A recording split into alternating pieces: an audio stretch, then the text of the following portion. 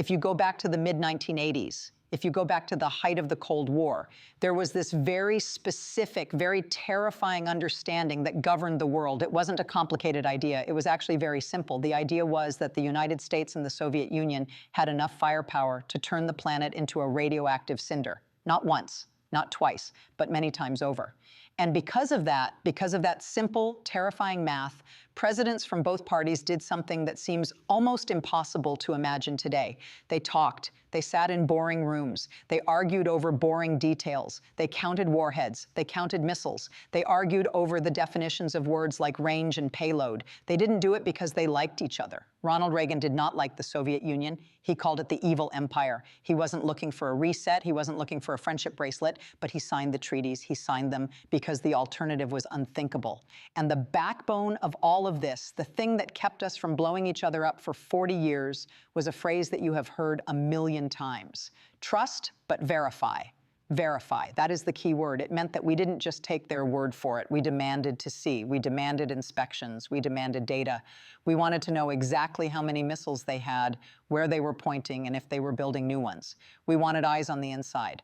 And for decades, through Republican administrations, through Democratic administrations, through wars, through peace, through the collapse of the Soviet Union itself, that system held.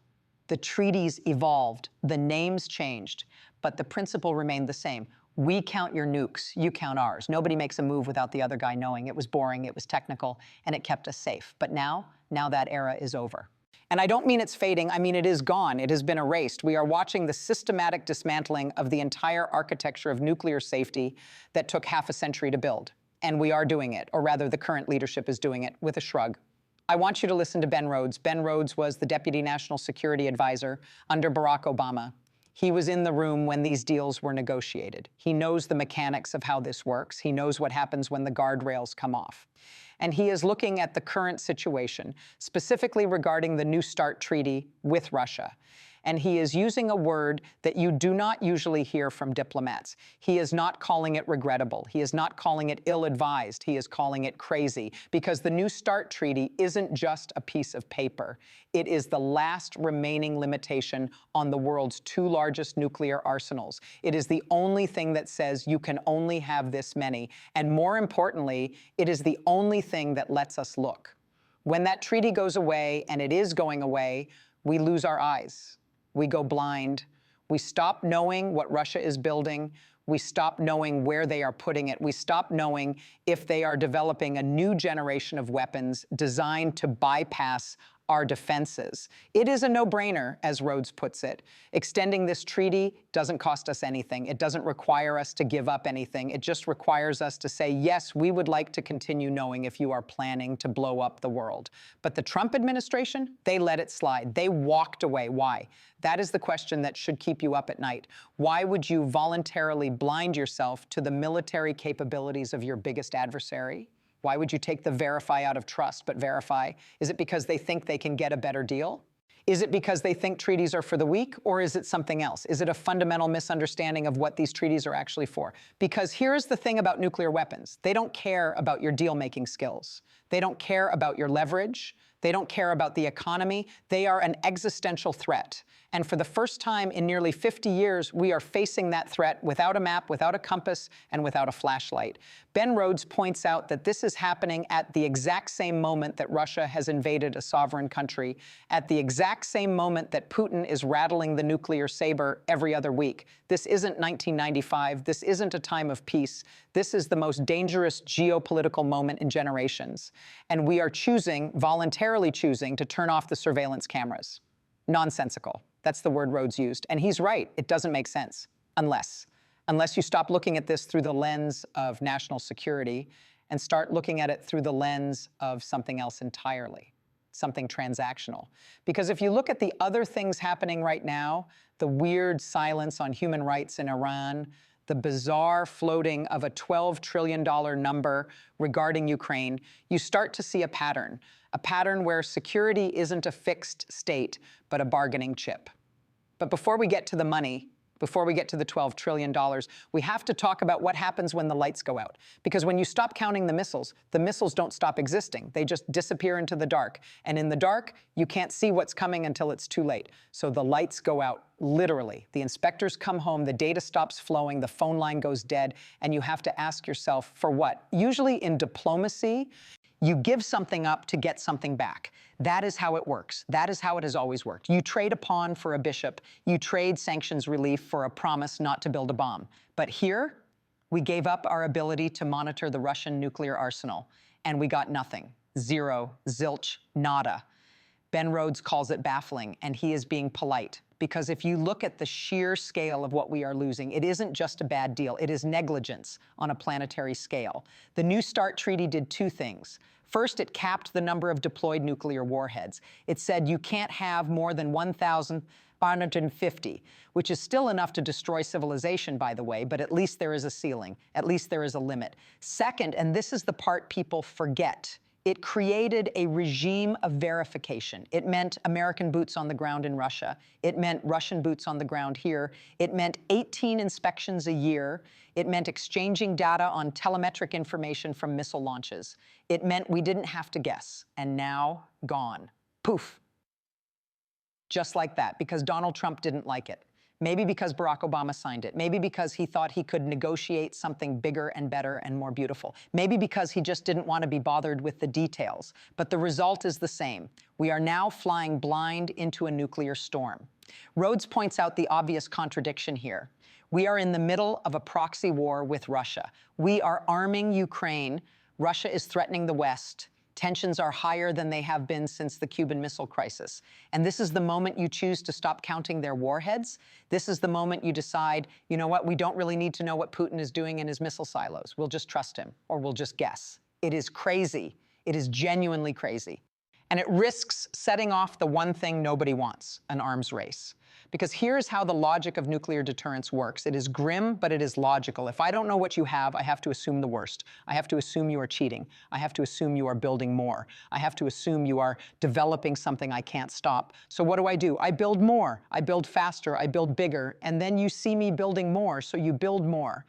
And suddenly, the ceiling is gone, the limits are gone, the guardrails are gone, and we are back in the 1950s spending trillions of dollars on weapons we hope to never use, spiraling towards a catastrophe that could happen by accident. It is a no-brainer, Rhodes says. Just extend the deal. It was right there. It was easy. It was done.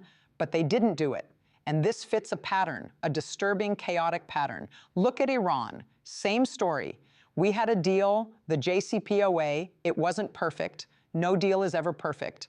But it put strict limits on Iran's nuclear program. It put cameras in their facilities. It put inspectors on the ground. Trump tore it up. He said he could get a better deal. He said maximum pressure would bring them to their knees. What happened? Iran is now closer to a nuclear weapon than ever before. They are enriching uranium to near weapons grade. They are kicking out inspectors. And now they are talking about ballistic missiles that can reach Israel. We had a lid on the pot. Trump took the lid off. And now the water is boiling over. And the explanation, the rationale, options. You heard the press secretary, Caroline Leavitt. She said the president has many options, military options. So we go from diplomacy to threats of war. We go from containment to chaos. But here's the twist. Here's where it gets really strange. Because while the administration is dismantling the security architecture with one hand, while they are tearing up treaties and threatening airstrikes, they are quietly, almost secretly, opening a door with the other hand. And behind that door, it isn't about missiles, it isn't about warheads, it isn't about safety, it is about money, a lot of money, an unimaginable amount of money. $12 trillion, $12 trillion. I want you to stop and think about that number for a second. 12 trillion with a T. That is not a normal number. That is not a number you find in the back of a couch cushion. That is roughly half of the entire annual GDP of the United States. That is more money than exists in most of the economies on Earth combined. And yet suddenly this number is floating around. It is floating around in Abu Dhabi. It is floating around in conversations between the United States, Russia, and Ukraine. President Zelensky mentioned it. He said there are discussions about U.S.-Russia bilateral economic deals worth $12 trillion to help end the war by June. Now, if you are a student of history, if you have ever read a book about how wars end, you are scratching your head right now, because wars usually end with maps. They end with lines drawn in the dirt. They end with demilitarized zones. They end with security guarantees.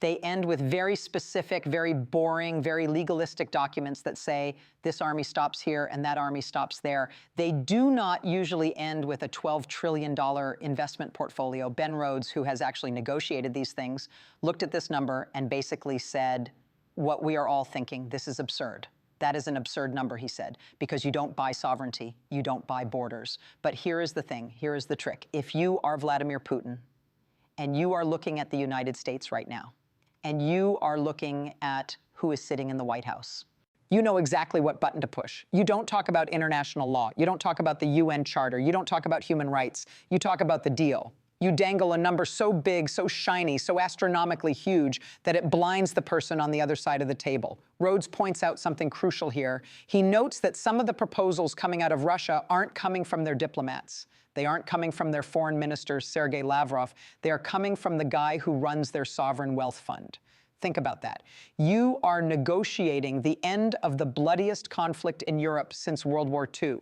And you send your money guy, you send your banker, that is a tell. That is a poker tell the size of a billboard. It tells you that Russia thinks they can buy their way out of this. It tells you that they think the United States is no longer interested in defending democracy or sovereignty or the rule of law. They think we are just looking for a payout.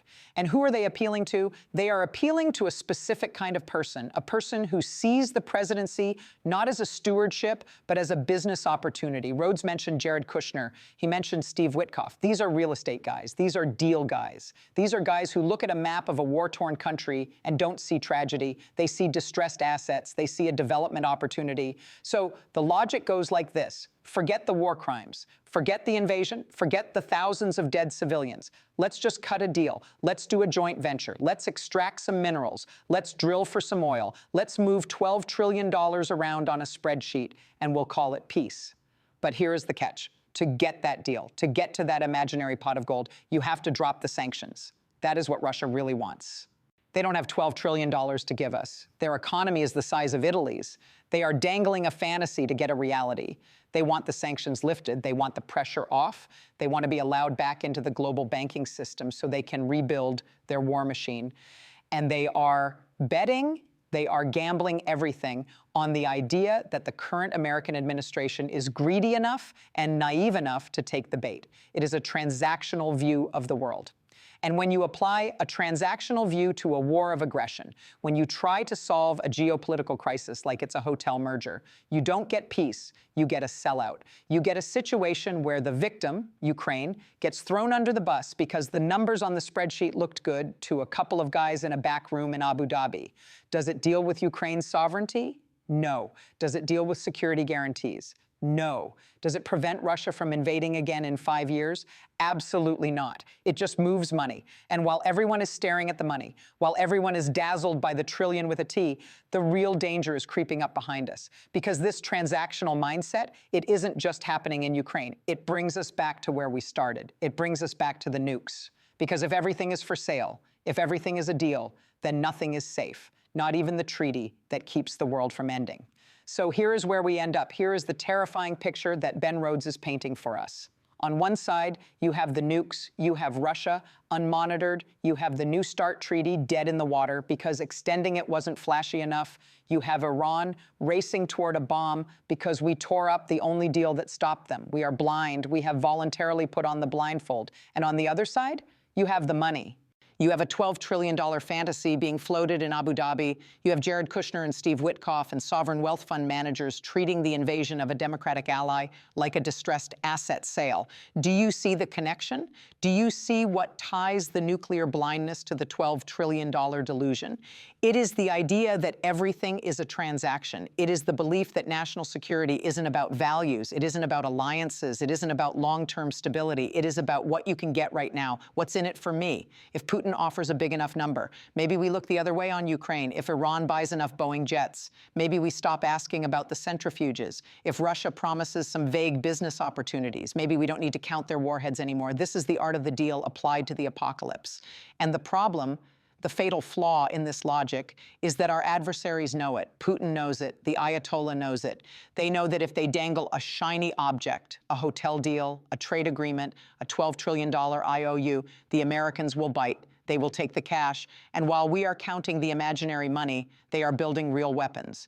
Ben Rhodes said it plainly. We are less safe, not because we are weak, but because we are distracted. We are being hustled. We are trading our eyes, our ability to see the threats coming, for a handful of magic beans. And when the mushroom cloud goes up, or when the tanks roll into Kyiv for the second time, or when a ballistic missile lands in Tel Aviv, it won't matter how good the deal was. It won't matter what the interest rate on the $12 trillion was, because you can't spend money in a radioactive wasteland. The warning lights are blinking red, the treaties are expiring, the inspectors are leaving. And the people in charge are too busy looking at the price tag to notice that the building is on fire. This isn't just crazy. This isn't just baffling. It is a betrayal of the basic duty of government to keep its people safe, not rich, not part of a deal, safe. And right now, we are anything but. Watch this space, because the deal isn't done yet, but the clock is definitely ticking.